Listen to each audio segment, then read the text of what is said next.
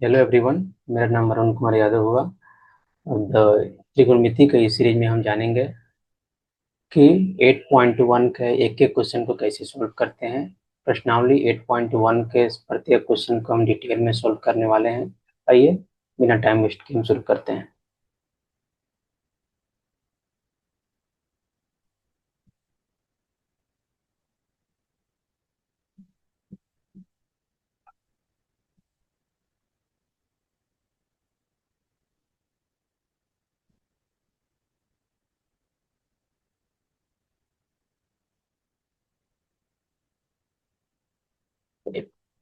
त्रिकोणमिति का परिचय का प्रश्नावली 8.1। प्रश्नावली 8.1 मैं कलर चेंज कर लेता हूँ। प्रश्नावली 8.1 का ही पहला क्वेश्चन है। आप बुक खोल कर खुद देख सकते हैं।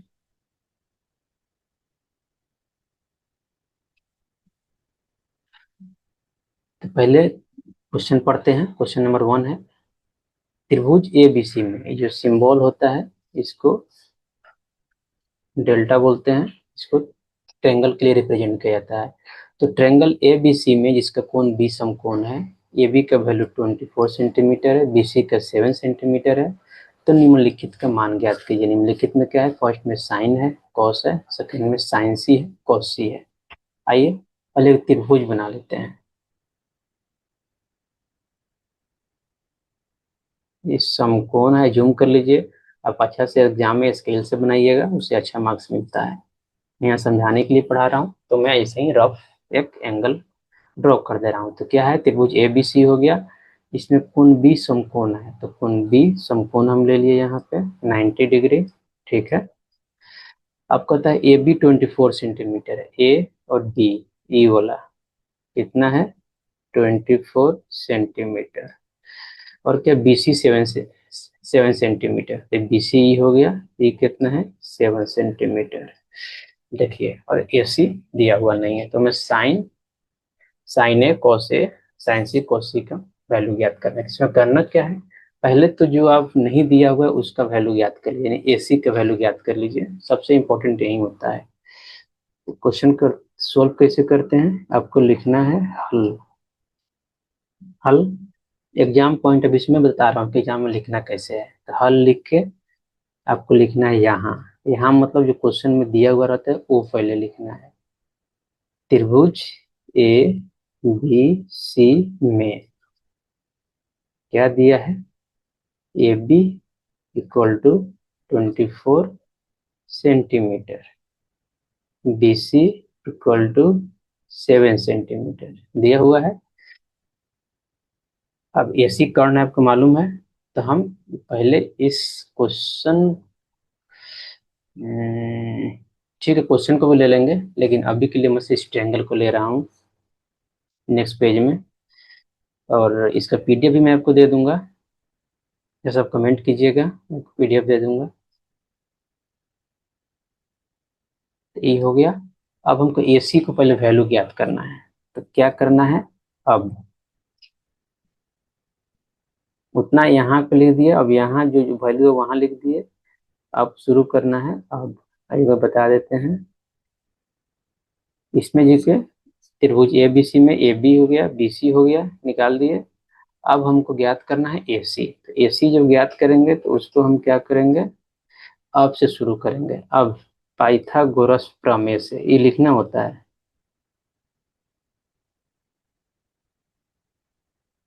पाइथागोरस प्रमेय से। पाइथागोरस प्रमेय से क्या होता है? जो कर्ण का स्क्वायर होता है, कर्ण यहाँ क्या है? ए सी है।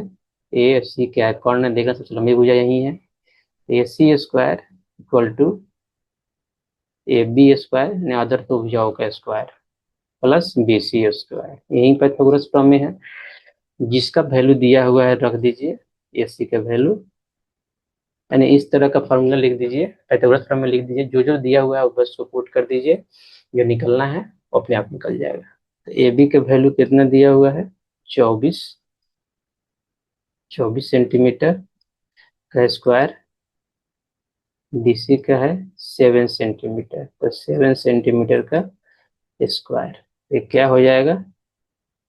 24 का जो स्क्वायर होता है 576 होता है, और ये होता है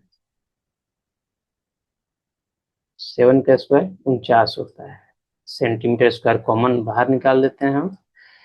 यहाँ पे या का साइन देना है, AC तो AC स्क्वायर, फिर आगे बढ़ना है। AC जो होगा ये रूट में आ जाएगा, तो टोटल हो कितना जाएगा ये 625 सेंटीमीटर स्क्वायर हो जाएगा। तो रूट में आ गया 625 सेंटीमीटर स्क्वायर। कितना आ जाएगा ये आप निकालिएगा, 625 जो होता है 25 का, तो AC कितना हो जाएगा 25 सेंटीमीटर हो जाएगा। ठीक है, ऐसे आप निकाल सकते हैं AC।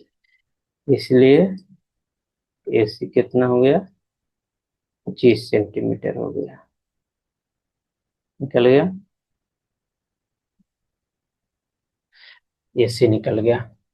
अब क्या करना है, इस ट्रायंगल को लेना है। नेक्स्ट ट्रायंगल बनाने के लिए प्रीवियस पेज में क्वेश्चन को ले लेते हैं और क्वेश्चन सॉल्व करेंगे डायरेक्टली। क्वेश्चन को ले लेते हैं, इसको इरेज कर देते हैं। तो हम वैल्यू तो निकाल चुके हैं, जैसे जानते हैं वैल्यू क्या आया है, ये आया है 25 सेंटीमीटर। ठीक है, पहला क्या है, अब अब से हमको फिर शुरू करना है। अब शुरू क्या करना है, साइन ए। साइन ए यानी इस एंगल का बात हो रहा है। साइन ए क्या होता है, P/H होता है, P। तो ए के लिए P क्या होगा, सामने वाला भुजा यानी BC, BC बटा H क्या हो जाएगा AC यानी कर्ण। BC कितना है 7 सेंटीमीटर, AC कितना है 25 सेंटीमीटर, तो कितना हो जाएगा 7/25। इस सेंटीमीटर पे लिख देते हैं, सेंटीमीटर सेंटीमीटर कर जाएगा। साइन होता है जो रेशियो होता है, इसलिए इसका कोई यूनिट नहीं होता है, यानी जो त्रिकोणमितीय अनुपात होते हैं वे यूनिट लेस होते हैं। तो ये हो गया साइन ए का वैल्यू, हो गया।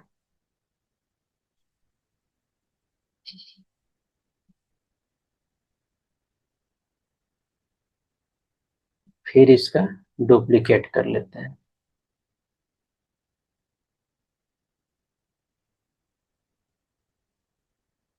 इसको पहले इरेज कर देते हैं।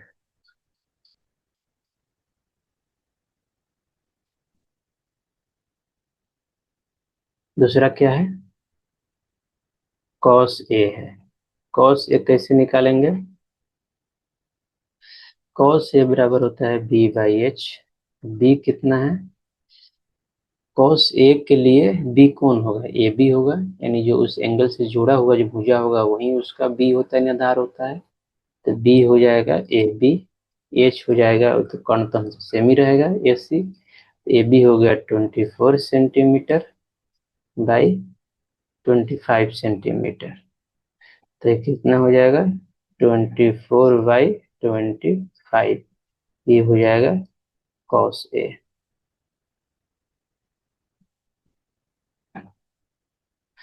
कॉस ए हो गया। अब इस पेज को हम कॉपी कर देते हैं।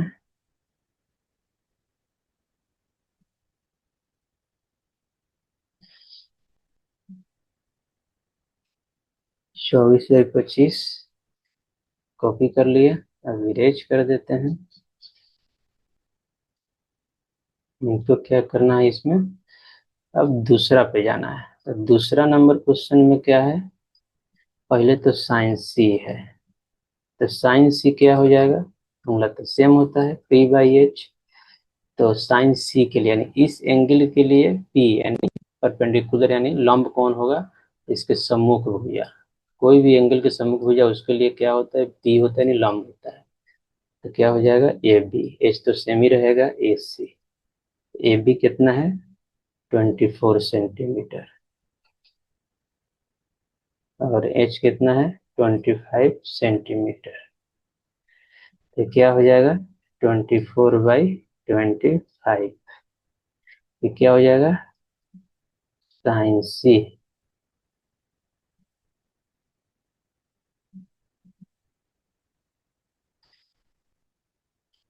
फिर इसको पेज को हमको कॉपी करना पड़ेगा, आपको अपनी नीड ने कॉपी करना है, जस्ट आप इसके नीचे लिख सकते हैं।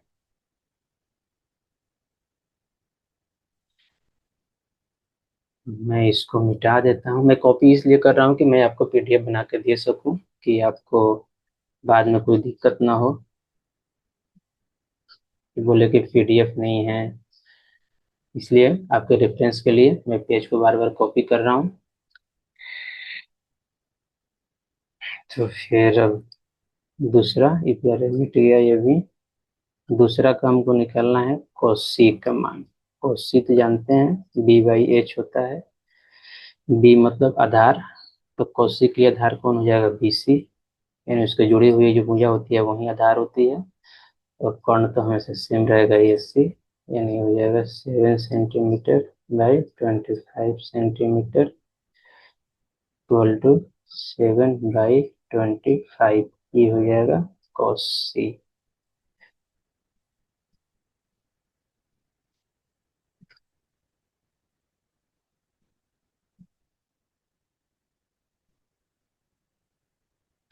cos C हो गया। एक लाइन आप लास्ट में ऐड कर सकते हैं यदि आपका मन हो तो, इससे मार्क्स मिल जाते हैं अच्छा खासा, मतलब मार्क्स कटता नहीं है। एक लाइन वो होता है कि अतः आप ऐड कर सकते हैं, तो अतः,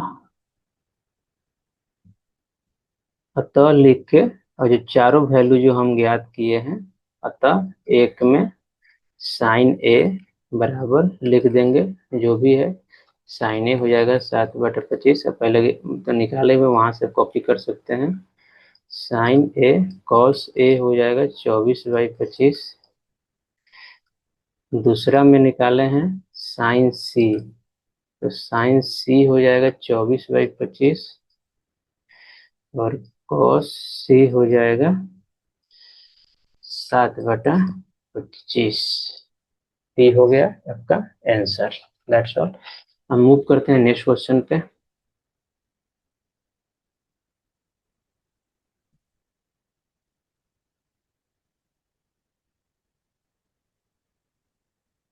सॉरी, तो मूव करते हैं नेक्स्ट क्वेश्चन पे, यानी दूसरा क्वेश्चन पे। दूसरा क्वेश्चन में जो पढ़ते हैं आकृति 8, दूसरा क्वेश्चन पे मूव करते हैं। ये 8.1 का प्रश्नावली, 8.1 का क्वेश्चन नंबर 2 है। आकृति 8.13 नहीं, आकृति 8.13 है, में tan P minus cot R का मान ज्ञात कीजिए। इसके लिए क्या करेंगे, पहले तो लिखेंगे हल। क्या लिखेंगे, यहाँ दिया हुआ है tan P में क्या दिया, दो गो वैल्यू दिया हुआ है। यहाँ दिया क्या है, ट्रेंगल पी क्यू आर में क्या दिया है, पी क्यू बराबर दिया हुआ है 12 सेंटीमीटर, और पी आर बराबर दिया हुआ है 13 सेंटीमीटर। तो पहले तो मिसिंग भुजा होता है उसका वैल्यू ज्ञात करना होता है, यही स्टैंडर्ड अप्रोच होता है। तो क्या करेंगे, आप लिखेंगे पाइथागोरस प्रमेय से।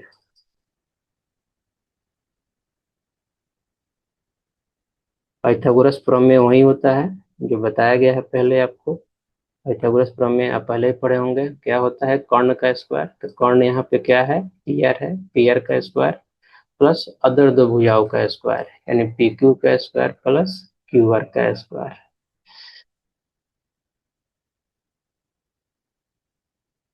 पी क्यू कितना है, 12 है, 12 सेंटीमीटर है square, plus 13 centimetre.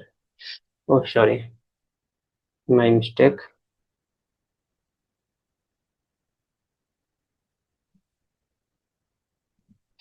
P R दिया हुआ है 13 सेंटीमीटर, यहाँ पे 13 लिख देंगे, 13 का स्क्वायर, और पी क्यू दिया हुआ है 12 सेंटीमीटर, तो 12 सेंटीमीटर का स्क्वायर कर देंगे।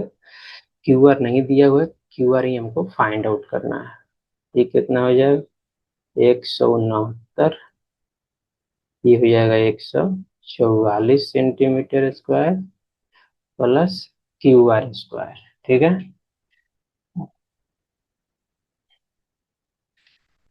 इस पेज को मैं कॉपी कर लेता हूँ आपके लिए।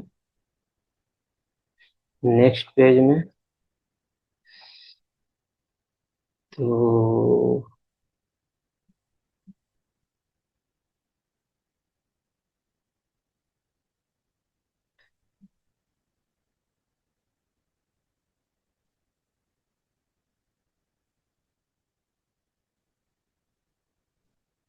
इसको छोटा करता हूँ कि मैं आगे भी कुछ लिख सकूँ इसमें।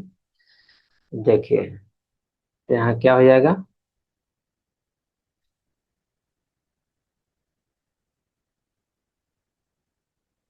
अब 169 सेंटीमीटर स्क्वायर माइनस 144 को इस साइड ले आ देंगे। 144 सेंटीमीटर स्क्वायर इक्वल टू यहाँ QR बच जाएगा, QR का स्क्वायर। ये कितना हो जाएगा, 25 सेंटीमीटर का स्क्वायर इक्वल टू QR का स्क्वायर। तो क्या हो जाएगा, ये रूट में चला जाएगा, रूट में 25 सेंटीमीटर स्क्वायर आ जाएगा। QR स्क्वायर में फाइंड आउट करना है, इधर QR बच जाएगा। तो ये हो क्या जाएगा,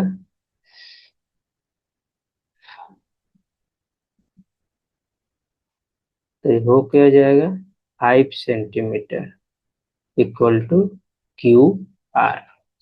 इसलिए हम क्या लिख देंगे, QR इक्वल टू 5 सेंटीमीटर। निकल गया QR। जो QR है कितना आ गया, 5 सेंटीमीटर आ गया। हमको ज्ञात करना है tan T - cot R। अब इस हम इसको इस एंगल को लेंगे, आप कीजिएगा, इस ट्रायंगल को लेंगे हम और नेक्स्ट पेज में चलेंगे।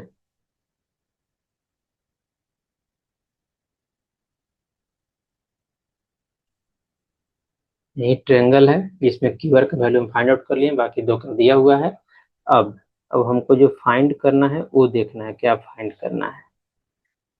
अब फाइंड करना है, क्या फाइंड करना है, tan P माइनस, चलते हैं पीछे, tan P - cot R, tan P - cot R find out करना है। तो पहले फाइंड क्या करते हैं हम, tan P - cot R को फाइंड आउट करना है। तो फाइंड आउट क्या करते हैं, tan P को अलग अलग दोनों को फाइंड कर देंगे, फिर वहां से घटा के वैल्यू निकालेंगे। tan P बराबर क्या होता है, P/B होता है, यानी P हो गया बेस बटा आधार। tan P E है, E वाला P है, तो इसके लिए लंब क्या, P/B यानी लंब बटा आधार। तो P के लिए लंब क्या हो जाएगा, QR हो जाएगा, QR बटा B हो जाएगा PQ।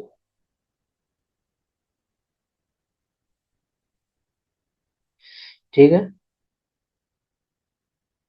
तो QR कितना है जो निकाले हैं, 5 सेंटीमीटर, और PQ कितना है, 12 सेंटीमीटर। तो ये कितना आ जाएगा, 5/12 आ जाएगा। और दूसरा क्या है, कॉट आर है, कॉट आर निकालना है। तो कॉट का फॉर्मूला क्या होता है, tan का उल्टा होता है, यानी B/P होता है। तो कॉट आर यानी ई वाला एंगल, कॉट आर के लिए बी कौन है, बी मतलब आधार, QR होगा। कॉट आर के लिए पी कौन होगा, पी मतलब लंब यानी सामने वाला भुजा, यानी ई, PQ। QR कितना है, 5 सेंटीमीटर, अब PQ कितना है, 12 सेंटीमीटर, यानी क्या हो जाएगा, ये 5/12 हो गया। अब इसको मैं क्रॉप कर लेता हूँ, इसको क्रॉप कर लेता हूँ, नेक्स्ट पेज में ऐड कर देंगे। अब इसको क्रॉप करने का इसको मैं छोटा करके आपको दिखा सकूं। हम्म, ये हो गया। अब लिखेंगे नाउ, वैल्यू जो निकालना है 10p माइनस कॉट आर।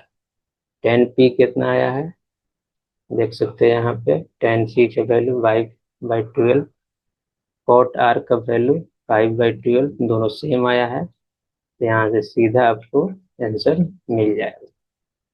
एक लाइन इसमें आप और ऐड कर सकते हैं जस्ट इसके नीचे, जो अतः लिखना बहुत जरूरी होता है, इसे फुल मार्क्स मिलते हैं। अतः 10p minus cot R equal to 0 है। हो गया। अब चलते हैं नेक्स्ट क्वेश्चन पे।